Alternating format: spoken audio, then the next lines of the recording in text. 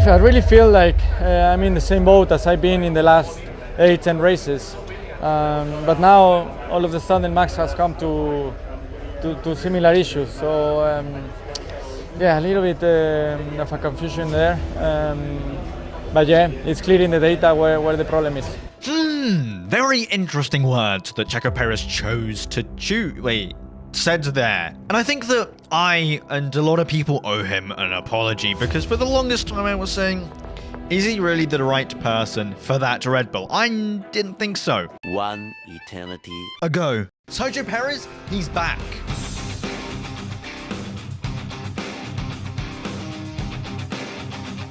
Now, if your teammate is winning every single race and winning it by a decent margin, surely you should be up there winning races as well. Well, yes, but not if your name is Sergio Perez. I apologize for all of that. But because the gap in qualifying was 6/10 or 7/10, sometimes 8/10. Alex Albon, the gap was 6/10, maybe sometimes 5/10. In qualifying, on paper, Alex Albon was better. And, you know, Alex Albon's Alex Albon. That's the guy who is cool. But I think now that the team is slowly struggling and it's coming into a big downward spiral of the team just being trashed on and it not having the integrity or stability as, say, Mercedes or Ferrari or McLaren. I think now it's about time that people are realizing that, hey, potentially the cars were never the same. There's been rumors of the FAA intervening with the Red Bull car and things potentially being changed on Verstappen's car, or bans such as some braking systems and other things along those lines, and Verstappen potentially now has a pretty similar car to Sergio Perez. Now in the race, the gap between them was like 20 seconds. Sure, it's 20 seconds, but Verstappen got helped up along the road by Lando Norris and whatnot. And still, that's like a 1/10.5 per lap that Verstappen was faster. Issues that Sergio Perez has been dealing with since China, like at the start of the season. Now Verstappen is feeling them because certain things of his car have been changed. Because they've potentially FAA has said, no, you can't do that. And his car was never legal in the first place. But that's just conspiracy, and I'm not here to conspiracize. All we know is that Red Bull are fucked. Anyway, hope you enjoyed the video. I love you, and please subscribe. Otherwise, that will make me sad if you don't. And comment something down below, because that's what keeps me sane. As you can tell, just do it. I don't know, just do it. Red Bull is officially over. Their dominance, well, it has been over for a while, but it's not just that they're no longer battling for wins and podiums. They're barely battling for points. Mere points. Yet still, Verstappen has a very highly likely chance of winning the championship, because McLaren keep goofing things up. Ah, papaya rules. Shush. Help Norris, maybe. Now, it's cool and all for Red Bull to say to Checo Perez, you better close up that gap to Max Verstappen. You better be close to him in races and in qualifying, and if not, you're going to be dropped. But I think they meant that he's meant to be closer to Max Verstappen when Max Verstappen's leading. So Verstappen's P1 and Checo Perez P2 by 1 or 2 tenths. And I don't think they meant in qualifying Verstappen be P7 and Checo Perez be P8. What has happened? Good morning, beautiful people on the internet. Welcome back to another wonderful day and beautiful video. Now, at the moment, we have two absolute goofballs fighting for the Constructors and the Drivers' Championship. That being Red Bull, because they're shit, and that being McLaren, because they don't know what they're doing. They're running around like scattered little mice, running away from a shotgun. And at the moment, the only thing I could actually respect about Red Bull is their 1-2 dynamic, where McLaren doesn't have any of that, clearly, because they keep goofing things up. With Red Bull, Verstappen is obviously the primary driver, Checo Perez obviously the secondary driver. Checo Perez is going to hold up George Russell, is going to hold up Lando Norris where he can. Max Verstappen, he asked Jean-Pierre Lambiase on the radio, shall we hold up Lando Norris? Is it even our fight this race? Is it even... What's the point? There is still some teamwork in that team, whereas there isn't any in McLaren. Anyway, this video is about Red Bull, and I think it's best we start with qualifying, because that's, well, the start of their shittiness. Now, the pair might have had a bad qualifying, P7 and P8, Verstappen P7, Perez P8. Understeer pretty much everywhere. Verstappen tried to put some weight into the front nose, but that turned into oversteer and even more worse driving. So they took that out, and I don't know what they did, but it wasn't good at all. Sergio Perez was in the gravel here and there, and it wasn't good either. It wasn't good either. Mercedes were quicker, 3 or 4 tenths quicker on used tires than the Red Bull were on new tires. In Q2, on used tires, Red Bull set a 1 minute 19.6. In Q3, a 120 flat, basically. What? But hey, it's not the first time that Verstappen has started from a pretty poor position at Monza.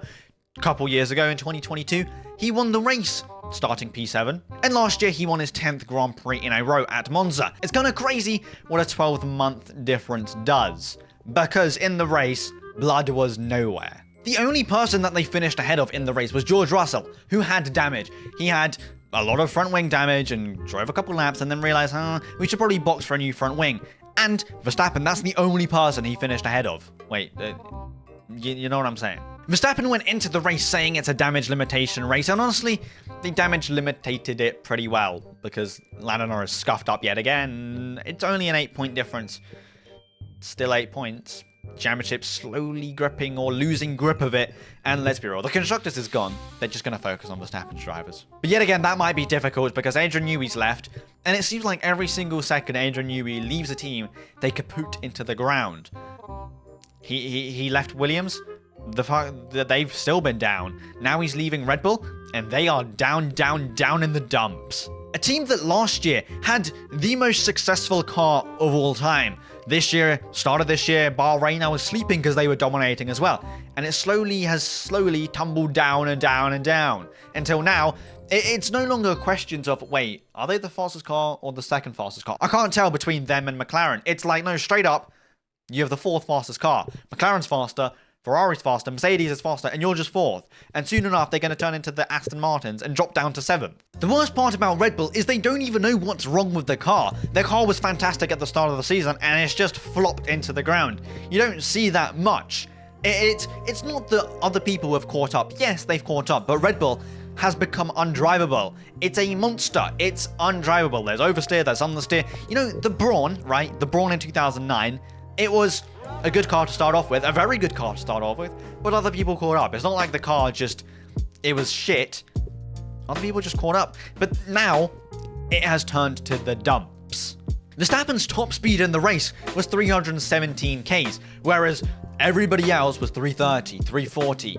And that says a lot, because last year, they were the fastest car in a straight line. It was like, who's faster, Williams or Red Bull? And now, they're that slow? Apparently, Red Bull couldn't run the max engine power. Yet again, something's gone wrong. Something is desperately going wrong in that team. And you gotta point some fingers on why Adrian Newey's leaving, or why Verstappen has been slowly connected to Mercedes.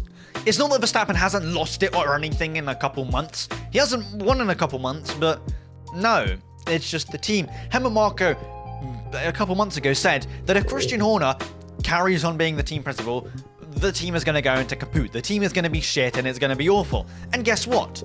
The team has gone to shit and it has become awful. And it was only a couple years ago that Red Bull were literally the strategy geniuses. They had to compromise because of their shite-ass Renault engine, which was running 2Ks down the straight. They had to compromise with good strategies. And their strategy department and mechanics and everything was flipping fantastic. Good pit stops, good strategies and everything. That's what helped Verstappen win that championship in 2021. Mercedes, they were so clear that they didn't even have to think about strategies. What? When do I pit? I don't know, pick a lap and I'll do it. I'll still win the race. Red Bull actually were good at it. And now, they have a 6-second pit stop with Verstappen.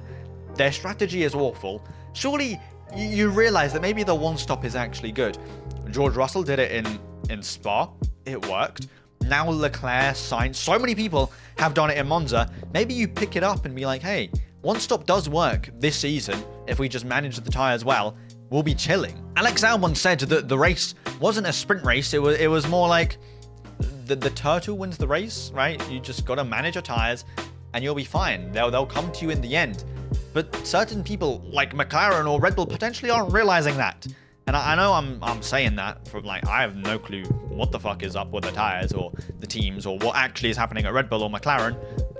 But like, maybe take some hints. Maybe take some hints of what the media is saying or what Will Buxton is saying, maybe not the greatest of choices. But what everyone else is saying, that Red Bull are just tumbling. Verstappen says that if these issues don't get fixed right now, which I don't think they are, because they are a long ways off McLaren at the moment. McLaren, they've pretty much copied Red Bull's car and just doing it 10 times better. I don't know how they've done it, but they have. And it took them a solid half a year to copy the car, or maybe even a year, to copy the car, or maybe even a year and a half, to copy the car and get faster than them. And the Red Bull won't be able to turn that ship around in a week or two. And if it doesn't get turned around, then Verstappen is going to, he said, Baku's going to be a struggle. Singapore, we aren't good at that. It's going to be a struggle as well. And every single race in the season is going to be a struggle. And we're going to lose the championship. The difference is between Red Bull and McLaren is that Red Bull see that Lando Norris is a threat. But McLaren don't see that Lando Norris can win the championship. Red Bull, they're putting everything certain people can to help Verstappen win the championship. McLaren aren't doing anything. And that's the big difference between those two teams. They're two clowns who don't know what they're doing, but one of them's going to win, and I don't know who, because they're both a little stupid. Verstappen says that the team is pushing hard now, like they've started now to push hard because they realize that Lando is a threat. Maybe they put all their resources, or stopped, to look at next year or 2026 and see what's popping. Maybe a tiny bit illegal, but hey, who cares? And I do see him retiring or leaving for another team very, very soon. Like, very soon.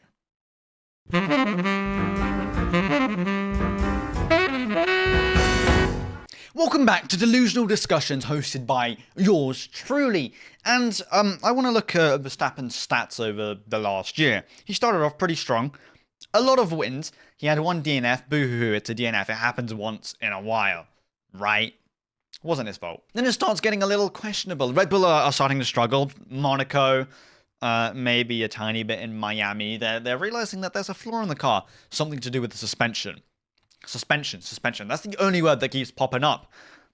But then it's not just the suspension. It keeps on getting worse. And after the Spanish Grand Prix, which was Verstappen's last win, and he hasn't won in Austria, Britain, Hungary, Belgium, Dutch, or the Italian Grand Prix. And that is a lot of Grand Prix that the Max Verstappen that we know hasn't won. And that's Verstappen. Like, today's day and age Verstappen, that's like Manchester City somehow failing to win the Premier League. Hello? Or not even just failing to win the Premier League. It's like them losing to Ipswich and getting dominated. The thing is that it's not a secret that there's something going on in that team. It's not a secret. They're saying bye-bye to Honda. They're saying hello to Ford. That's a partnership that's ending. Honda maybe wants to leave or wanted to leave, or maybe something influenced their decision for that. Not sure what it was. Verstappen, he says, maybe I want to retire. Maybe I'm going to go to another team. Keeps on talking. He keeps on talking. Helmut Marko, he keeps on saying that something's wrong. Christian Horner, he needs to go. Adrian Newey's left. Many people are leaving for other projects, and I think there's a sole and good reason why that is. It's something that we don't know. Something much deeper in the team. And I don't think that Verstappen's going to win the championship if Red Bull keep acting like this. It's not happening.